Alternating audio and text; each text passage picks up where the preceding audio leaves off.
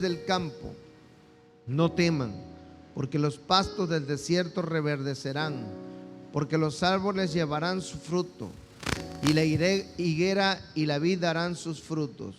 Ustedes también, hijos de Sión, alégrense y gócense en Jehová su Dios, porque les ha dado la primera lluvia a su tiempo, y hará descender sobre ustedes lluvia temprana y tardía como al principio. Las ceras se llenarán de trigo y los lagares rebosarán de vino y aceite.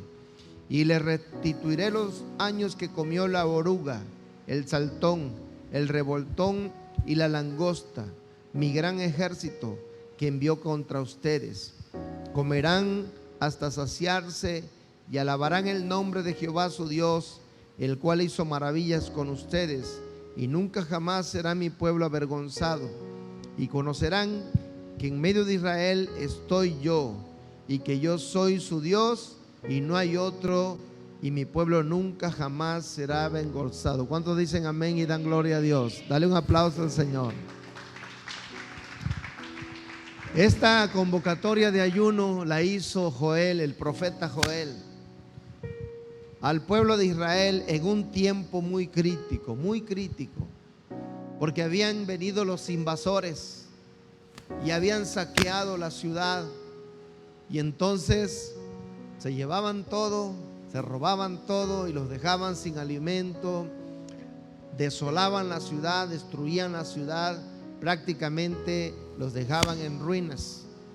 Y entonces el profeta Joel, que hemos dicho gracias a Dios por todos esos hombres y mujeres de Dios que están conectados con él y en algún momento de la historia se han tenido que levantar para animar, para impulsar, para poder invitar al pueblo a que nos volvamos a Dios y que busquemos su presencia. Y el profeta Joel hace esa convocatoria. Dice que proclamó un ayuno. Ahí en el versículo anterior lo decía, ¿no? En el versículo, si usted lo ven, en el capítulo 1, versículo 14, dice: proclamen ayuno, convoquen asamblea, congréguense los ancianos, todos los moradores de la tierra en la casa de Jehová su Dios, y clamen a Él. Él convocó esta oración, y en el versículo 12 del capítulo 2 dice: por esto pues, ahora, dice Jehová, conviértanse a mí con todo su corazón, con ayuno, lloro y lamento.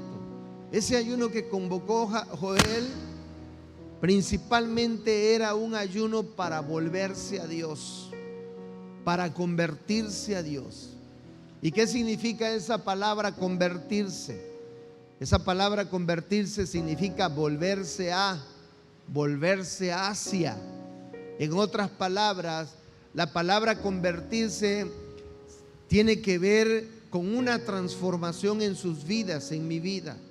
No podemos decir que nos hemos convertido a Dios si no hay una transformación en la vida de cada uno de nosotros. Tiene que haber una transformación. Volverse a Dios y convertirse a Dios necesita haber cambios radicales en nuestras vidas. Si no hay cambios radicales en nuestras vidas, entonces no podemos decir que nos hemos convertido. Pregúntale al que está a tu lado: ¿estás convertido? Amigo y hermano, ¿estás convertido? ¿Pero en qué? Va a preguntar: ¿en qué me convertí? No, ¿en qué estoy convertido? ¿En un ogro? El papá ogro, en la mamá bruja, ¿verdad? En el hijo rebelde, ¿sí? En el esposo violento, en el esposo grosero. ¿En qué estás convertido? Convertirse tiene que ver con un cambio, con una transformación. Tiene que ver con estar en un estado y procurar otro estado, en una condición y procurar otra condición de vida. Por ejemplo, como cuando usted mete una jarra de agua o una bolsa de agua al congelador, esa agua va a experimentar un cambio, una conversión. Se va a convertir de agua líquida, se va a convertir en hielo, en agua sólida. Dice, qué revelación. No es lo mismo. No es lo mismo que le tiren 1 litro de agua líquida en la cara a que le tiren 1 litro de agua congelado en la cara. ¿Es lo mismo? No es lo mismo. No es lo mismo. El litro de agua congelada te parte el rostro porque es como una roca. El líquido cuando menos te arde solamente, pero no te lastima tanto. Hay otra ilustración también que podemos darnos cuenta de cuando realmente nosotros estamos experimentando una conversión. Y se ha hablado mucho acerca de la metamorfosis, que es la transformación que experimenta el gusano, la oruga, para convertirse en una mariposa muy hermosa. La otra ocasión andaba yo revisando por acá el jardín y me percaté que un arbolito estaba muy pelón. Yo dije, ¿por qué? Estaba pelón.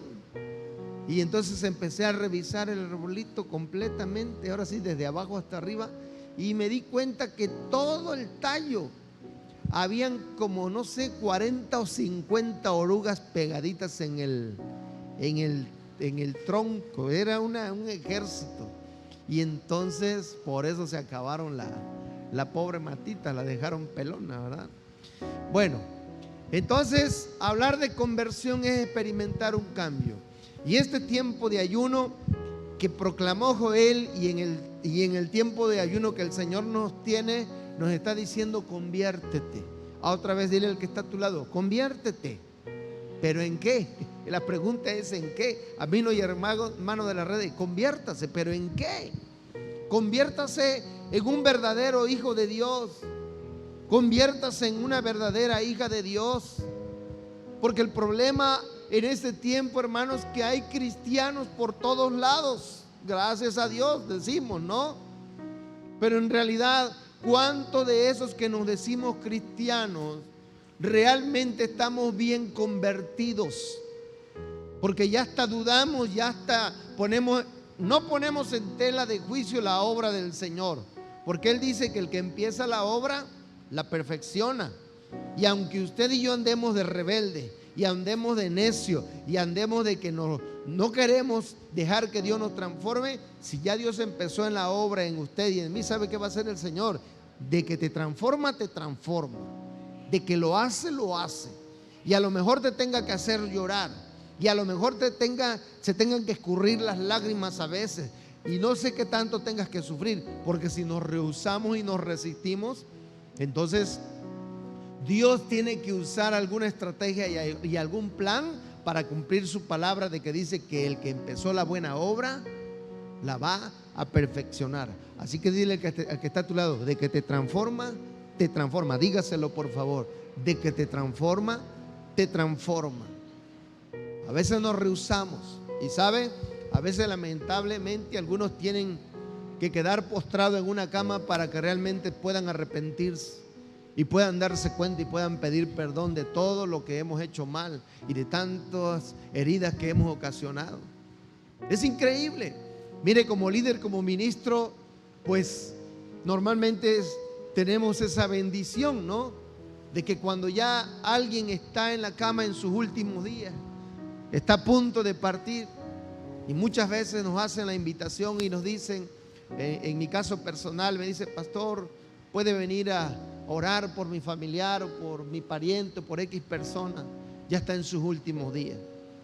¿Y sabe cuál es el común denominador de todas esas personas que están en ese punto, ya a punto de morirse, postrados en una cama, en una situación? Siempre es una actitud de humildad, siempre es una actitud de arrepentimiento, siempre es una actitud de decir: le pido perdón a Dios porque hice cosas desagradables, le pido perdón a Dios porque hice mucho daño, porque me equivoqué muchas veces, cometí mucho dolor y quiero pedir perdón para irme en paz.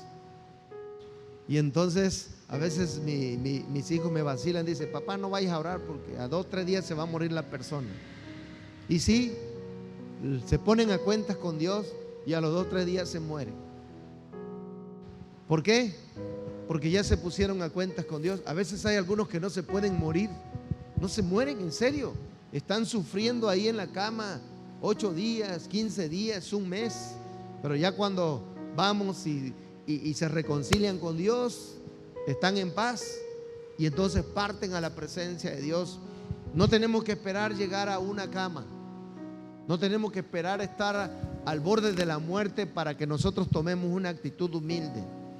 ¿Por qué no desde hoy, varón? A ver, levanten las manos los esposos, los varones que me escuchan. ¿Por qué no desde hoy le pides perdón a tu esposa que a veces nos portamos groseros? ¿Por qué no desde hoy le pides perdón a tu esposa que a veces somos sarcásticos? O que a veces andamos de ojo alegre, poniendo el ojo en otra mujer que no es tu esposa. O viceversa. Viceversa. Esposa, ¿por qué no le pides perdón a tu esposo? Porque muchas veces le ha faltado el respeto.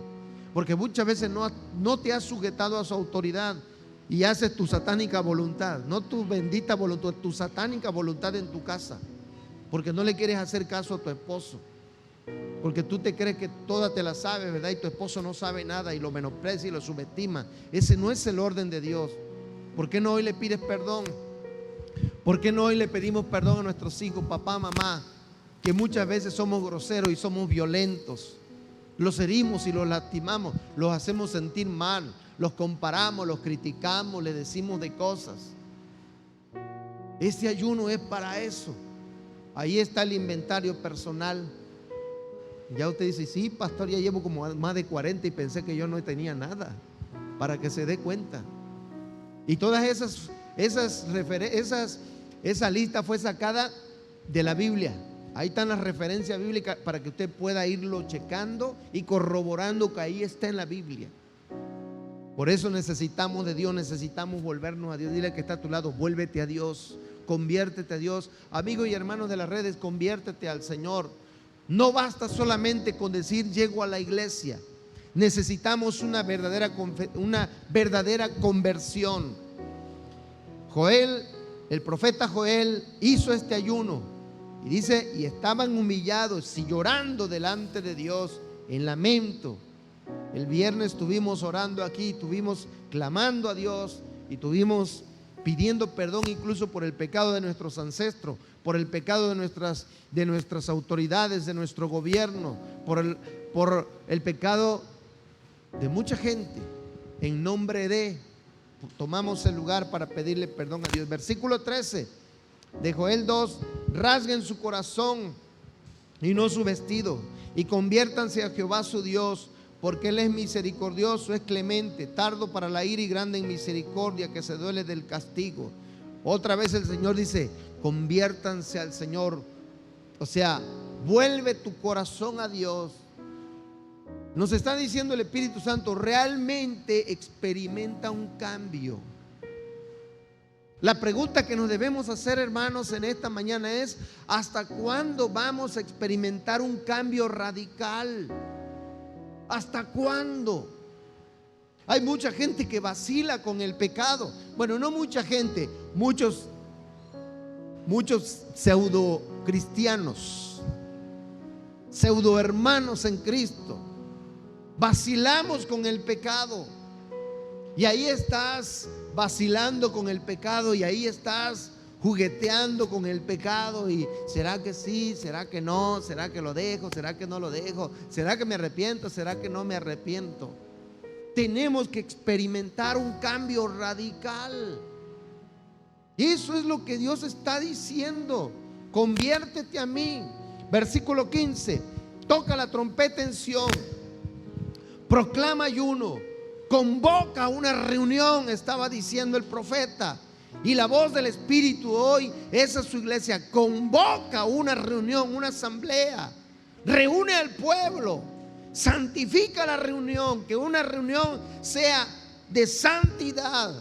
Junta a los ancianos, a los líderes.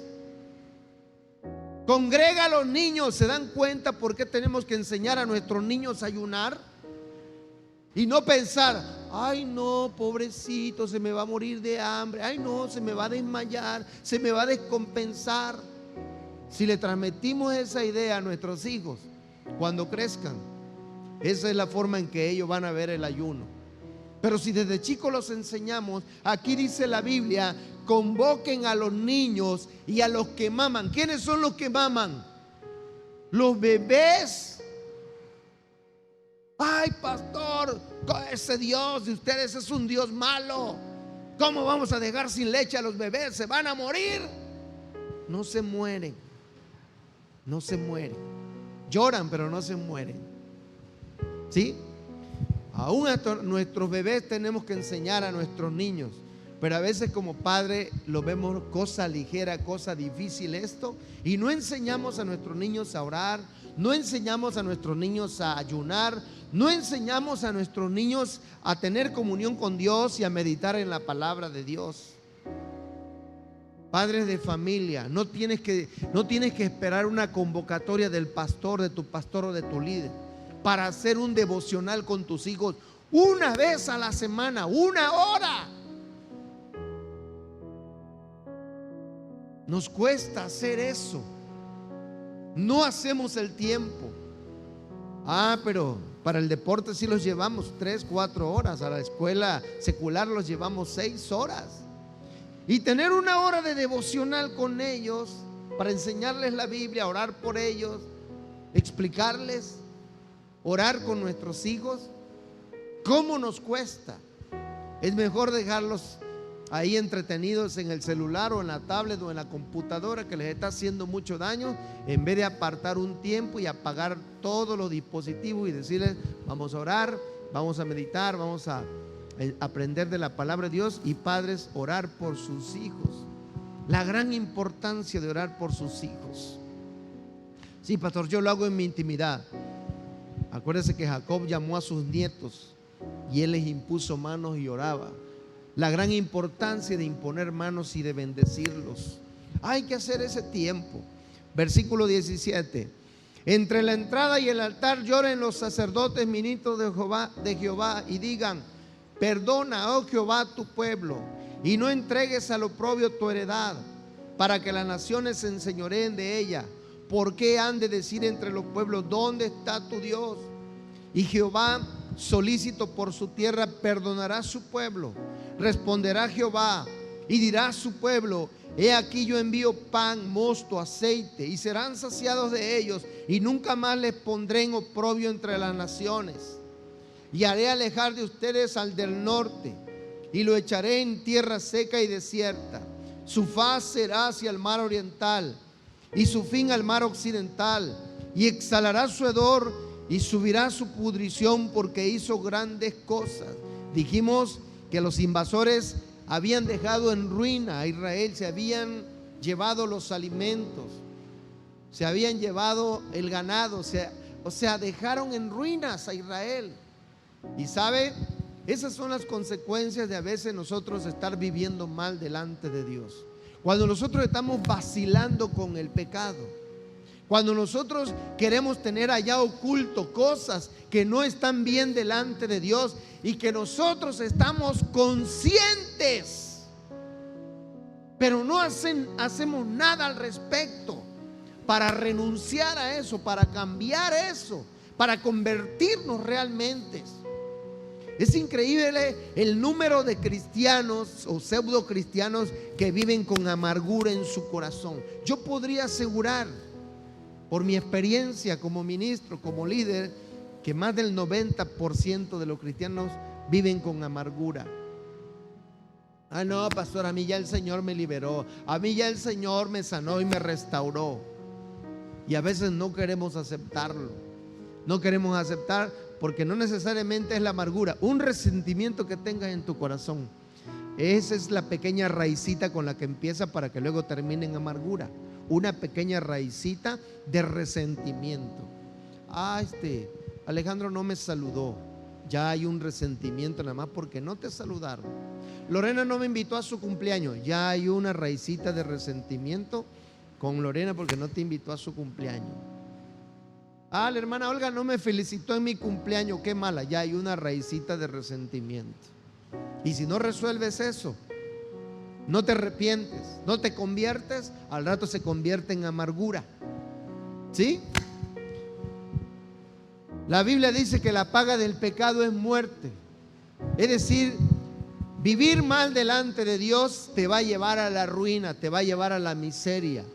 Ruina económica, ruina familiar, ruina matrimonial, ruina espiritual, ruina emocional, ruina psicológica, no vamos a estar bien, hermanos. Es una mentira.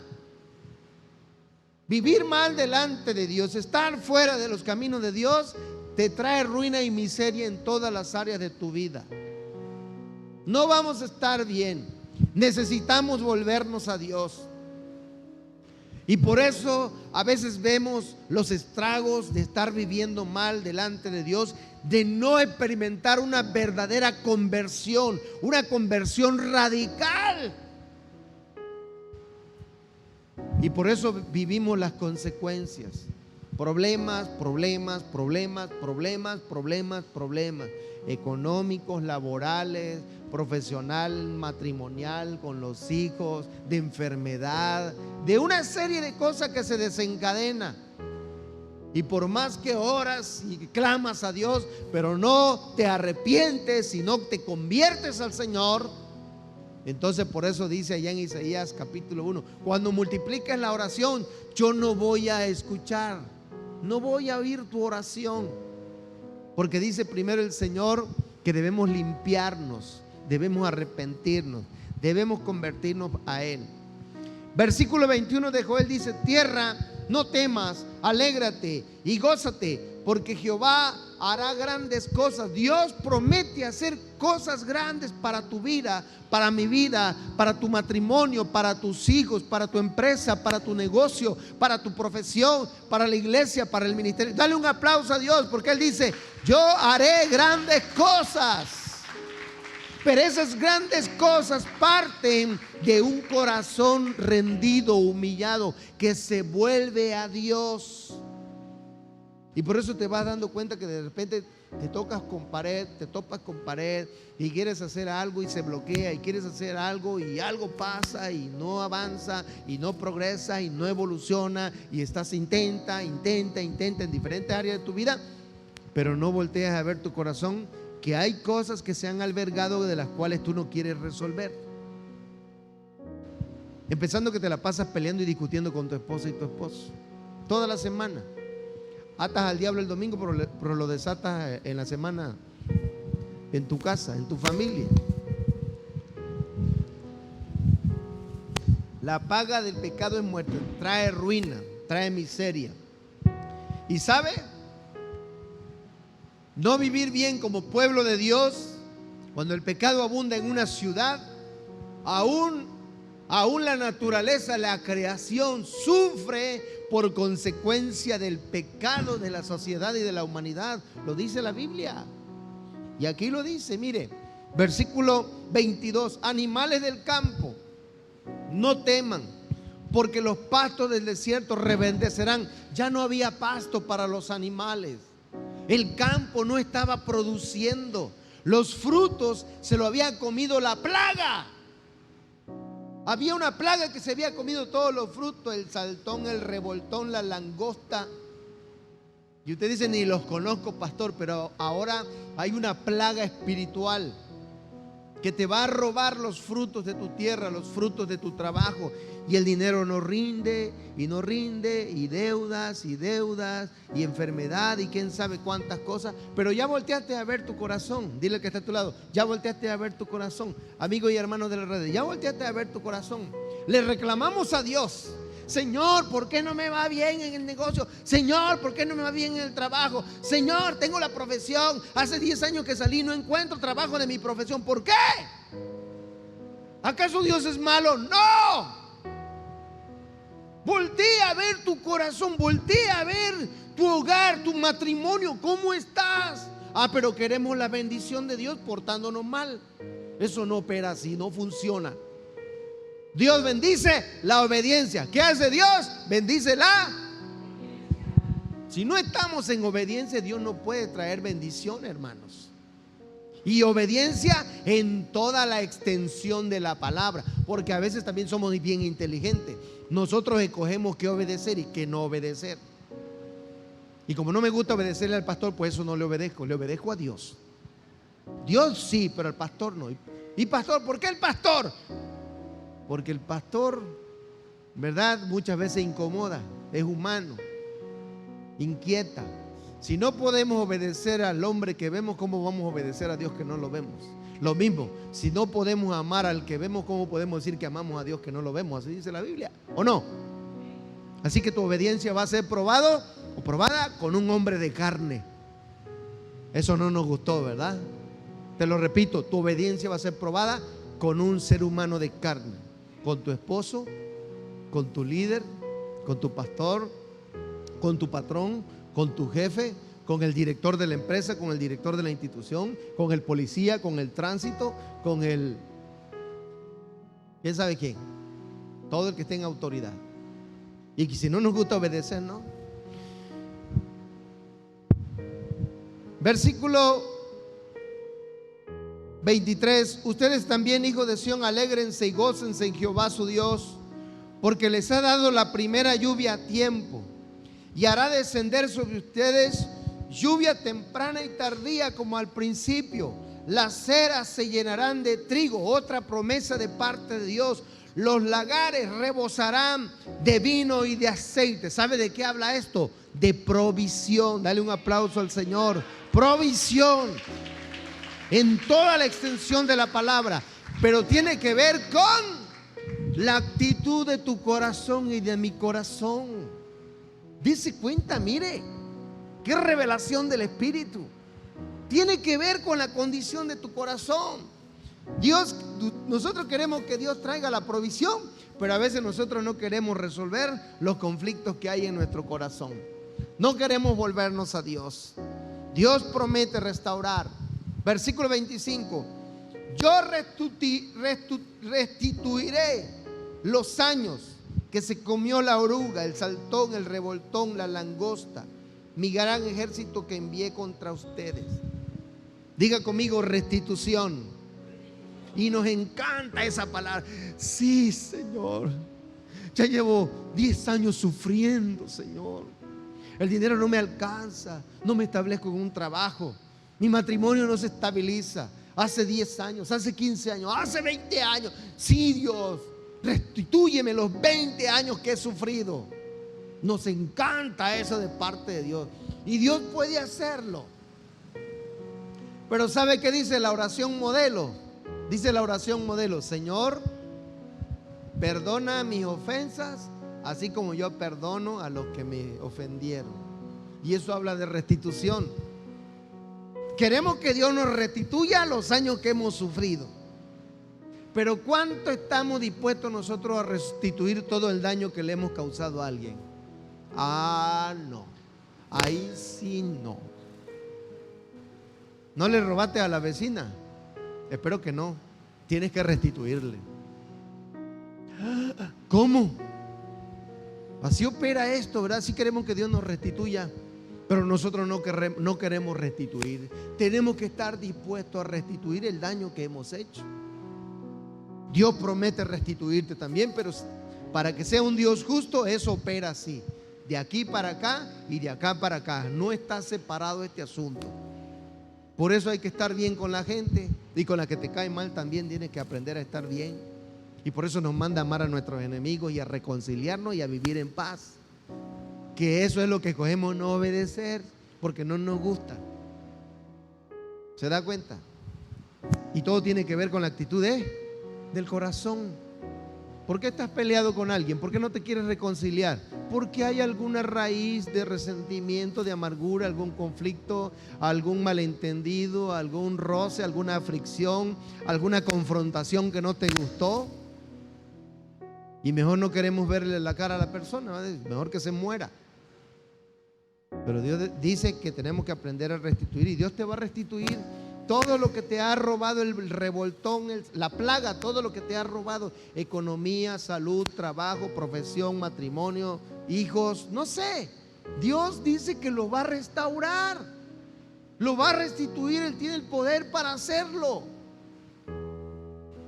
Ya me acordé lo que les iba yo a decir al principio. Pero se lo digo más al rato, a ver si no se me vuelve a olvidar. ¿Se le va a olvidar? No, lo reprendo en el nombre de Jesús, no se me olvida. Versículo 26 dice: comerán hasta saciarse. Van a comer carne, hamburguesa, pizza. Amén, dicen muchos, ¿no? en este tiempo de ayuno. Amén. No, habla de alimentación. Habla también de alimento espiritual. Dios te va a empezar a hablar. Vas a empezar a recibir revelaciones del Espíritu secreto, misterios. Dale gloria a Dios. Profecía. Porque a veces andamos mendigando alimento espiritual. ¿Sabe quién mendiga alimento espiritual? El que no vea su corazón, el que no resuelve lo que hay en su corazón. Y por eso anda buscando, a ver quién tiene revelación, a ver quién me da, a ver a dónde voy, a dónde busco. Dios te la va a dar. Conviértete, Dios te va a dar revelaciones, iglesia. Dale gloria a Dios. Propósitos, planes, proyectos para su gloria. Y no vas a andar mendigando amor, mendigando palabra, alimento.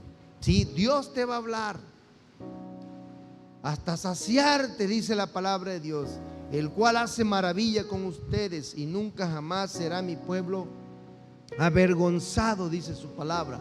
Versículo 27 dice: y conocerán que en medio de Centro Cristiano Teapa está la presencia de Dios, y que yo soy Jehová su Dios, y que no hay otro, y mi pueblo Centro Cristiano Teapa nunca jamás será avergonzado. Dale gloria, honra y alabanzas al Señor.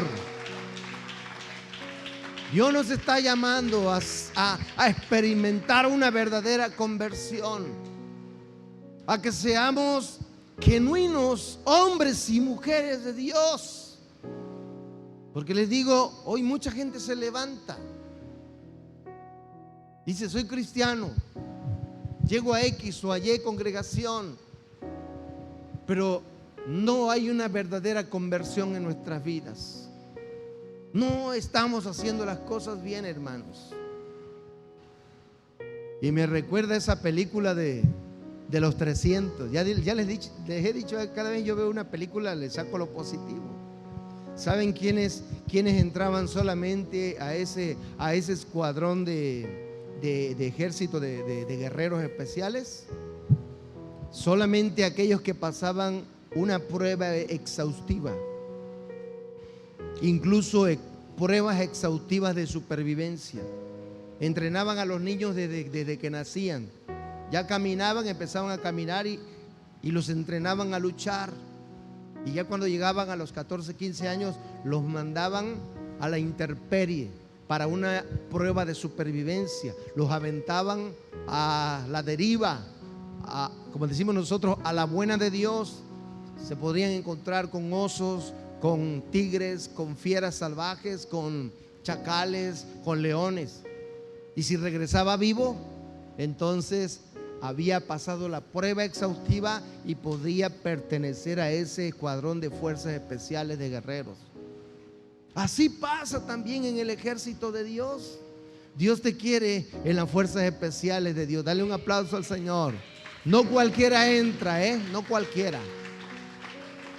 No cualquiera. Qué maravilloso es Dios. Job dice, capítulo 22, 21, Job capítulo 22, 21. Dice ahí el pasaje: vuélvete ahora en amistad con Él. ¿Quién es Él? Dios. Vuélvete en amistad con Dios. Y dice la Biblia: ¿y tendrás qué? Tendrás paz. ¿Sabe por qué mucha gente no tiene paz? ¿Sabe por qué mucha gente vive en esa zozobra, en esa angustia? Porque no quiere volver su corazón a Dios, no quiere hacer un pacto con Dios, no quiere estar en amistad con Dios. Vivimos enemistados con Dios, ofendiendo a Dios, ignorando a Dios. Y Job dice: vuélvete a Dios, conviértete a Dios, restaura tu relación con Dios y vas a tener paz. Y por ello te vendrá ¿qué? En otras versiones dice: te vendrá prosperidad en todas las áreas de nuestras vidas. Dios dice, pero tiene que ver con la actitud de nuestro corazón, tiene que ver con que nos veamos hacia adentro. Isaías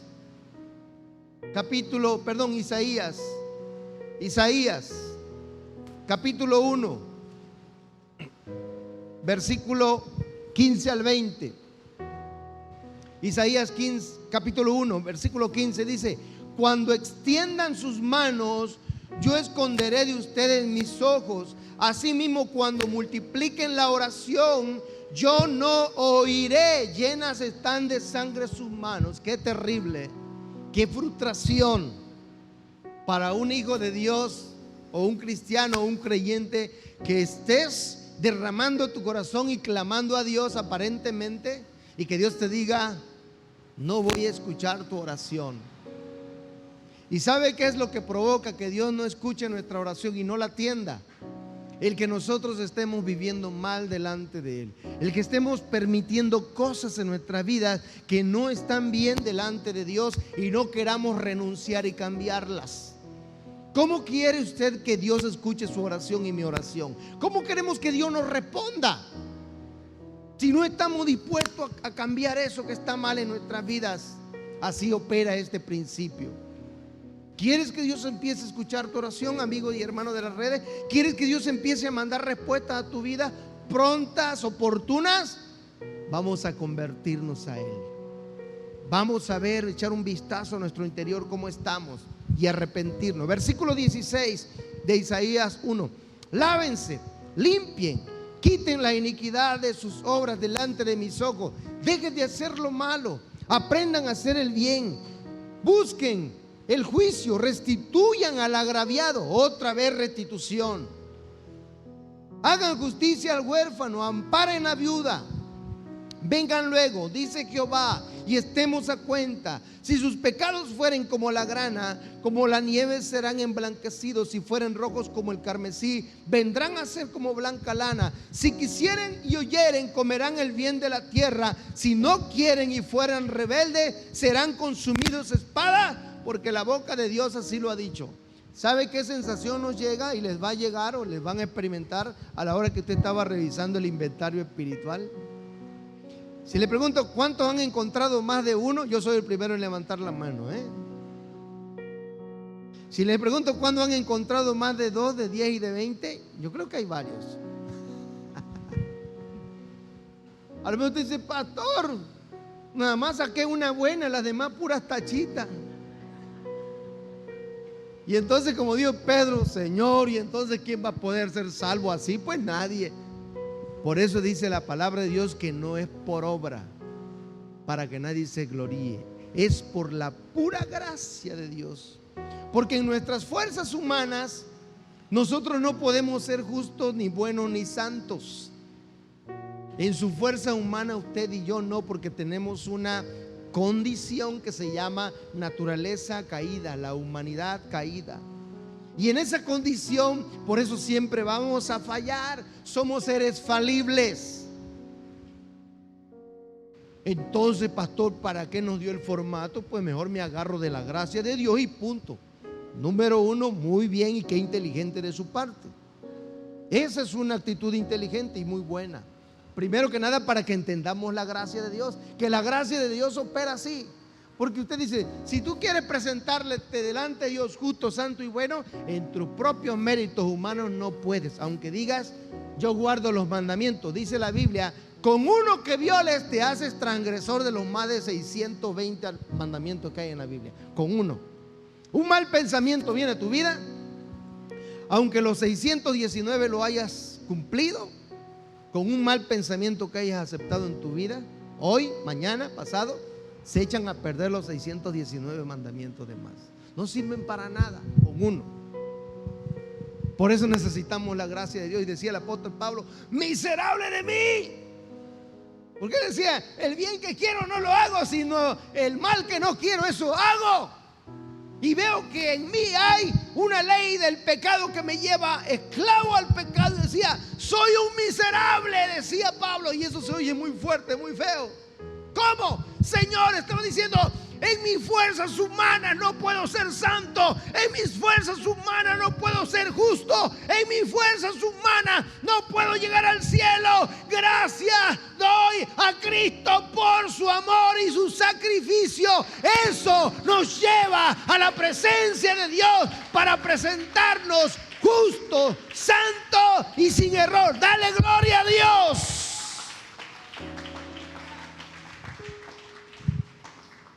Pero volvemos al punto, pastor. Entonces, ¿cuál es el objetivo, el propósito de hacer el inventario? Que dice la Biblia,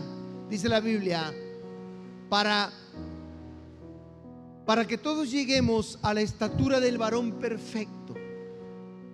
Perfecto, diga conmigo, perfecto. Y cuando escuchamos esa palabra perfecto, nosotros pensamos que en nuestro idioma significa libre de error, libre de falla, libre de mancha, libre de tacha. Pero en el idioma que está escrito la Biblia no está diciendo eso, sino está diciendo hasta que lleguemos a un nivel de madurez. Perfecto significa maduro. Diga conmigo, maduro, madura. Ahora pregúntale al que está a su lado, ¿qué tan maduro, qué tan madura eres?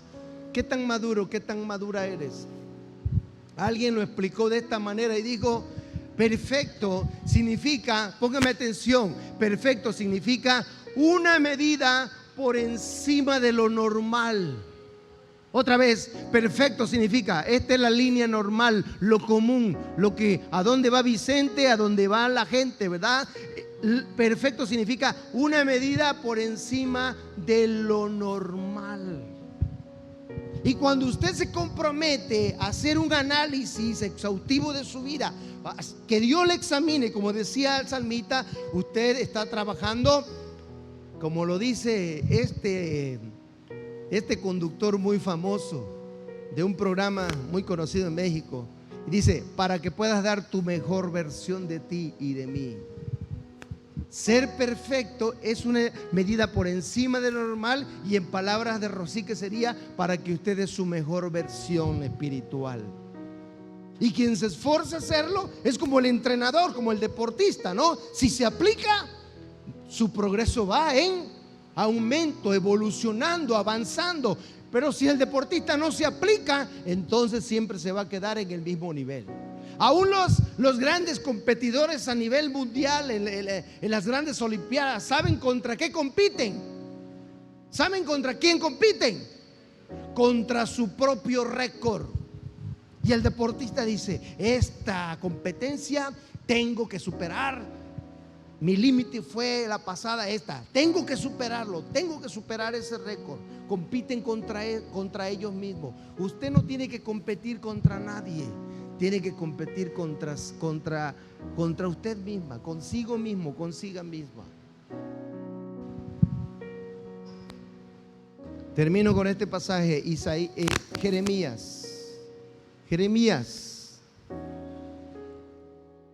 capítulo 15.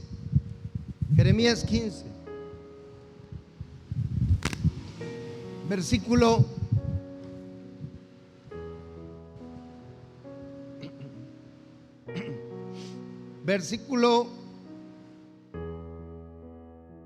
19. Y dice ahí, Jeremías 15, 19: por tanto, así dice Jehová, si te convirtieres, mire cómo dice la Biblia, yo te restauraré.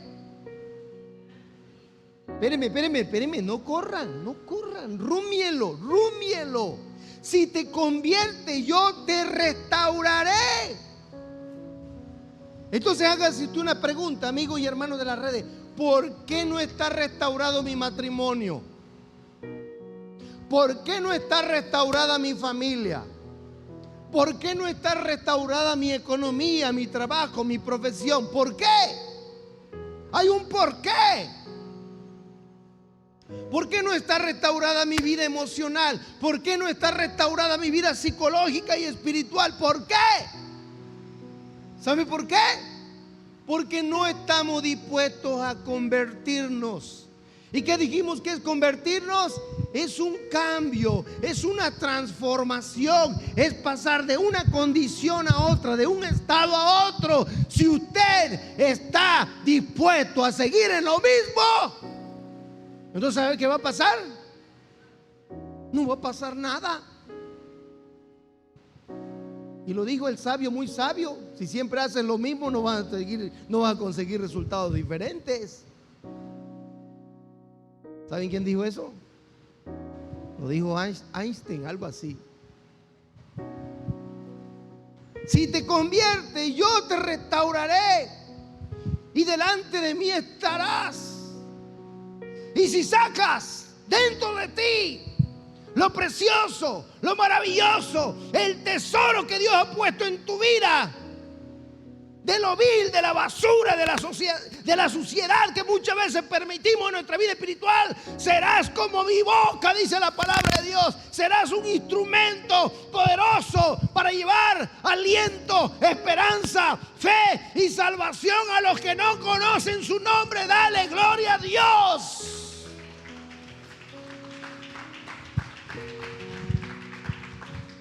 Pero a veces estamos diciendo: pues yo no sé ni qué decirle, ¿verdad? Ni hasta miedo me da predicarle. No sé. Dice: si con trabajo puedo con mi vida, ¿qué cosa le digo al que está perdido junto conmigo? ¿Qué le digo? Si no sé ni qué hacer con mi vida, no sé ni qué hacer con mi familia, con mi matrimonio, no sé qué hacer con mi esposo, con mi esposa, con mis hijos, ¿qué le digo al perdido? Si estoy más perdido que él. Y por eso no podemos predicar. No que no podamos, nos imposibilitamos. Porque dices: ¿qué le digo? ¿Qué hago? ¿Cómo oro por él? Si lo que quiero es que vengan a orar por mí. Y todo tiene que ver con la actitud de él. Dile que está a tu lado: conviértete al Señor.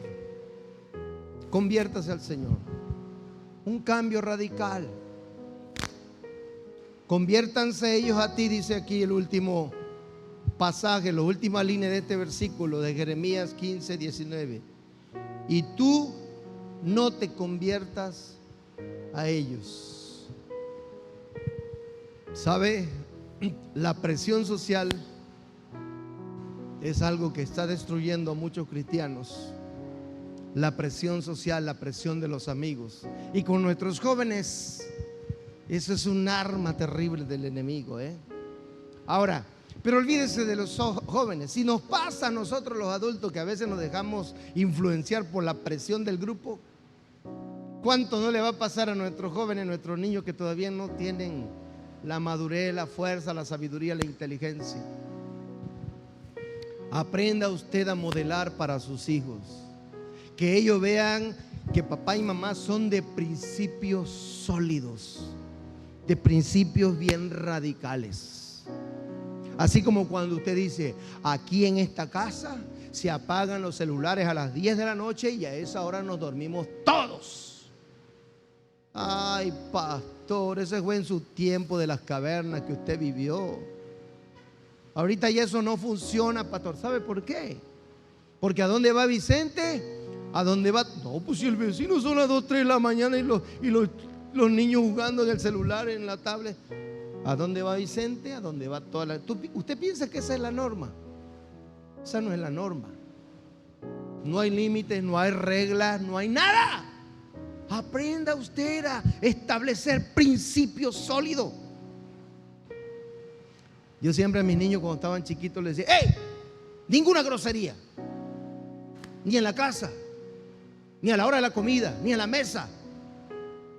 Supongo que en la escuela no, ¿verdad? Bueno, pues allá donde estaba yo vigilando. Dice: bueno, pues allá es donde se desatan, pastor. ¿Quién sabe?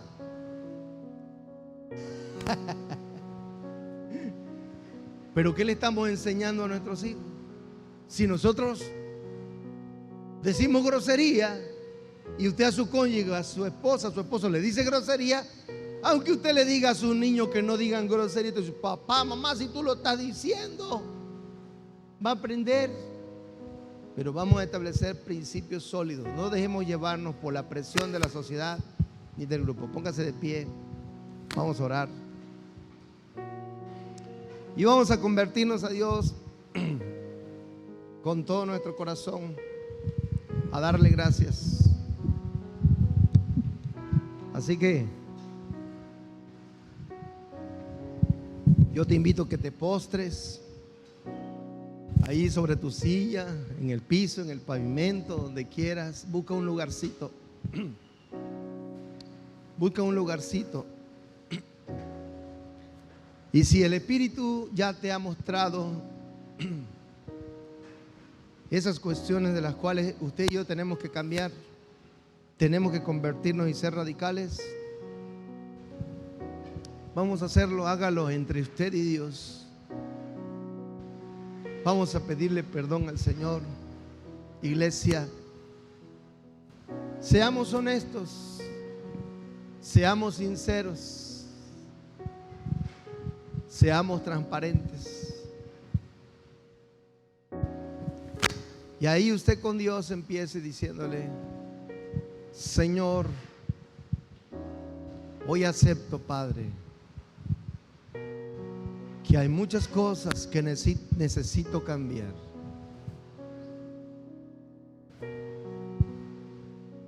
En el nombre de Jesús, hoy reconozco, Señor, que estoy muy lejos de realmente vivir en santidad y consagración.